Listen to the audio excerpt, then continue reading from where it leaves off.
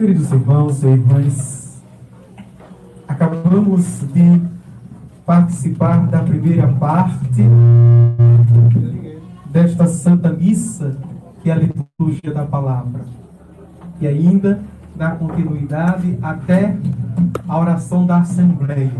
Na oração da Assembleia termina a primeira parte, que nos prepara para a segunda, que é a oração eucarística, juntamente com as oferendas. Mas vejam, ontem eu refletia um pouco essa primeira parte da oração da coleta, que é a primeira oração da missa. Eu vou pegar todas as orações, é permitido pela Santa Igreja, pela liturgia, a gente refletir sobre as orações. O que nós pedimos na segunda parte desta oração? Nós pedimos justamente isso: redobrai de amor para conosco, para que, conduzido por vós, usemos de tal modo os bens que passam, que possamos abraçar os que não passam. É o Senhor que nos sustenta com o seu amor, para que os seus filhos não se percam diante dos bens materiais. Somente o amor de Deus é que nos dá luz. Portanto, nos faz enxergar diante de todas as conquistas. Vejam, diante dos sucessos, diante dos títulos e vitórias que o mundo tem para nos dar. Porque tudo isso, sem o amor de Deus, acaba aqui. Acaba com a morte. E isso é uma grande frustração para nós. Tanto sofrimento, para quê? Tantos sacrifícios, para quê? Tantas lutas, para quê? Tantos conflitos e confronto com as pessoas, para que nos honrem, para que nos respeitem, para que nos aceitem, para que nos vejam. Em última análise, é isso que nós queremos. Sermos aceitos, vejam, e que as pessoas, de fato, nos respeitem na nossa dignidade. Para que tanta ansiedade, tanta tensão no mundo, para a gente conquistar o lugar da gente, o espaço da gente nos meios sociais, nos grupos sociais, nas comunidades, até mesmo dentro da nossa família, na nossa casa, se tudo vai acabar com a morte. E parece que, frustrantemente, os reconhecimentos só vêm depois da morte. Nós lutamos e lutamos tanto para sermos reconhecidos com vida, e depois da morte é que a gente é reconhecido, quando a gente não pode mais nem ver, nem ouvir e nem sentir. Vejam. Mas a Santa Igreja Católica nos diz essa semana todinha que, com o amor de Deus, que é a sua sabedoria, nós vamos aprendendo com Ele. Assim como ontem, domingo, Salomão pedia a ele sabedoria para governar, ou seja, para ser gente, para ser um bom administrador. A sabedoria de Deus. E assim também, com a sabedoria de Deus, que é o seu amor redobrado para conosco, nós vamos saber administrar os nossos bens. Muito ou pouco. Viu? Porque quem tem pouco também pode se perder com o pouco que tem. Quem tem pouco pode se estragar com o pouco que tem. Não vai dizer, mas eu não tenho nada na minha vida. Mas você pode não ter nada, mas pode ser apegado até o nada que não tem. Vejam? E aqui é que está a nossa desgraça. Não é o ter pouco ou ter muito ou ter pouco, mas são os nossos apegos. O amor de Deus nos faz ter um coração livre, até mesmo desapegado à liberdade, porque só há liberdade em Deus, a verdade e a felicidade que nós buscamos. Vimos hoje no estudo do Catecismo, na primeira parte, que o homem que procura Deus É em Deus que ele encontra a verdade e a sua felicidade. É isso que a igreja pede na primeira oração que ela faz, por todos os seus filhos, por todos os seus membros, portanto. Mas vejam, nos apegarmos aos bens que não passam. Quais são os bens que não nos passam? Justamente a eternidade, os céus. Esses não passam. Deus não passa. Jesus Cristo não passa. O Espírito Santo não passa.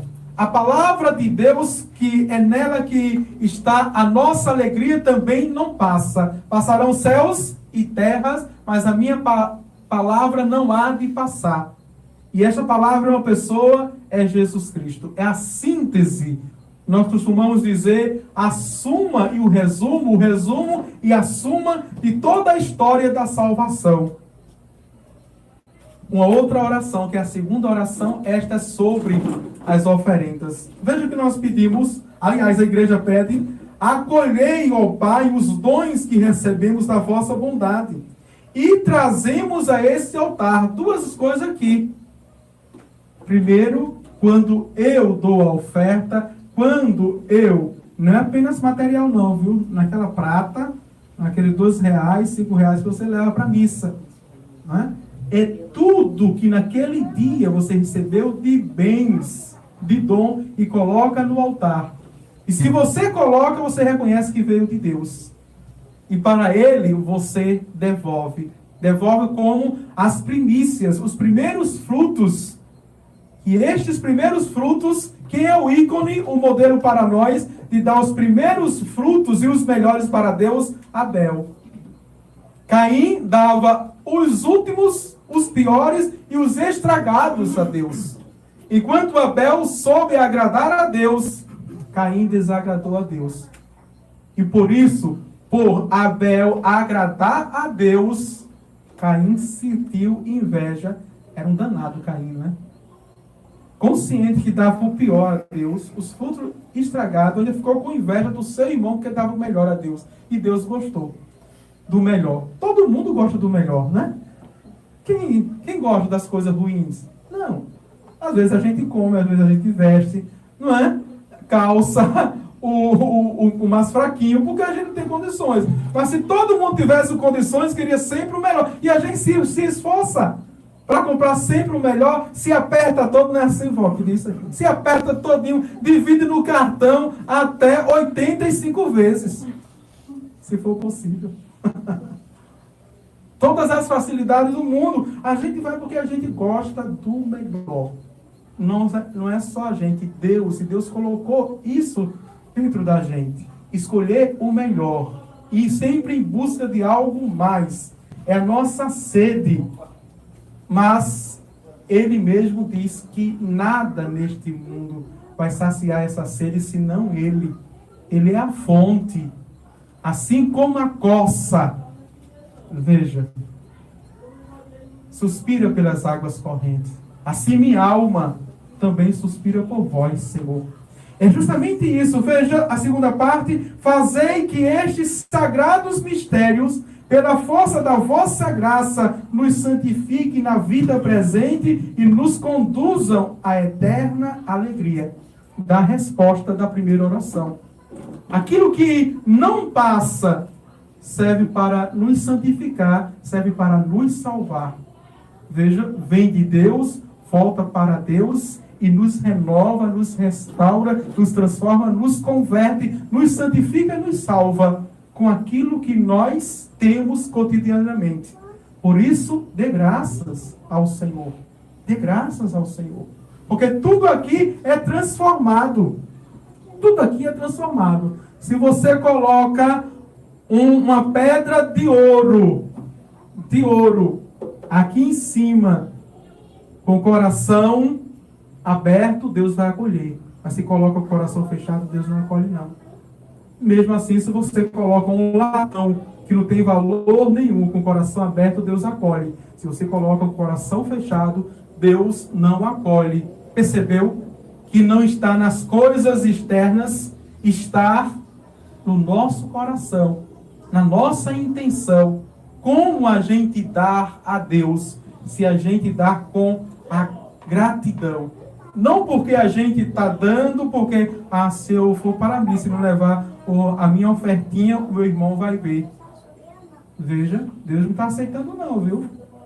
Deus não está aceitando. É melhor que você dê uma esmola de bom grado do que você colocar algo para Deus com medo dos olhares, das críticas, não é? Das línguas que trituram osso.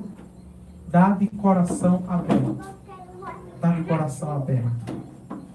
E a última oração, que é a oração pós-comunhão, fecha tudo isso. Recebemos, ó Deus, este sacramento memorial permanente da paixão do vosso Filho. Quer dizer que a missa não foi uma missa de folia. Não é uma missa de uma alegria boba. A missa é sempre o sacramento de nosso Senhor Jesus Cristo. Paixão, quer dizer, sofrimento é dor. Aqui ele está se imolando por nós, se doando por nós, se sacrificando por nós para nos salvar. A Eucaristia é o corpo físico de Jesus ressuscitado, mas com as marcas da crucifixão, do sofrimento. Por isso que nós chamamos de mistério pascal. Paixão, morte e ressurreição de nosso Senhor Jesus Cristo. Mas diz ainda, veja, fazei que o dom da vossa inefável caridade possa servir a nossa oração, aliás, salvação. Qual é o dom da inefável caridade? Caridade aqui, veja, é amor, é compaixão, é misericórdia. O dom de si. Deus amou tanto o mundo que enviou seu Filho para morrer. Ele se dá por nós. E somente a vida dele é que nos dá vida. Eu vim para que todos tenham vida e tenham plenamente em abundância. Somente a entrega do Filho de Deus que nos dá a salvação. Então, quem participa da missa tem, veja, tem a graça de estar vendo, ouvindo e tocando os mistérios da salvação. Quem fica em casa presa nos seus entretenimentos, preso nas suas coisas, é egoísta por nascimento e só ficam presas as coisas que passam. Vieram e vão passar tudinho, como a onda do mar. Vai e vem. Vai e vem, e não é a mesma onda, viu? Não. Aquela que eu vi a primeira vez já não existe mais. Já é uma outra onda. E as pessoas vão assim. O mundo vive como a onda, não porque vai e vem, mas com sede de coisas novas, de coisas novas, de coisas novas. E não tem raiz, não tem fundamento, não tem essência. Não tem. Porque sempre ela não tem história, não tem identidade. Vejam? Por isso que é uma sociedade que mata os velhos. Não é? Mata os velhos. Porque não quer ter raiz, não quer ter história, não quer lembrar. São uma sociedade que nem vive o presente, quer logo tocar no futuro sem viver o presente. É uma sociedade que está evaporando, como a água evapora ao calor do sol cotidianamente. Louvado seja o nosso Senhor Jesus.